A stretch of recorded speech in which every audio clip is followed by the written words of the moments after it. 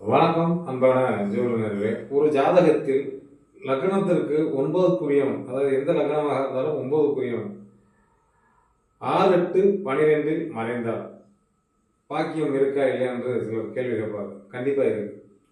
எப்படின்னா, லக்னத்துக்கு 9க்குரியவன் 6, 8, 12 வந்து அது நல்ல சுபர் பாதச்சாரங்கள் அல்லது யோகாதிபதி பாதச்சாரங்கள் அல்லது குரு பார்த்தால், சுக்கிரன் பார்த்தால், புதன் பார்த்தால், இது ஒரு பாயிண்டா 3 கிரகத்தை எடுத்துக்கங்க. இந்த கிரகங்கள் பார்க்கல எந்த ஒரு நிலையிலையும் வந்து அவங்களுக்கு வந்து கண்டிப்பான முறையில் பாக்கியங்கள் உண்டு.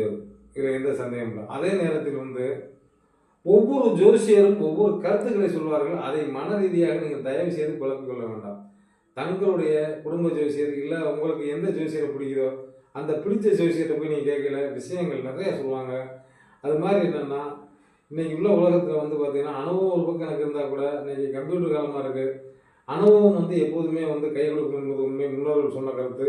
நாளும் நல்ல நடக்கும் என்ற நல்ல கருத்துக்குரிய விடைபெறுகிறேன். நன்றி, வணக்கம்.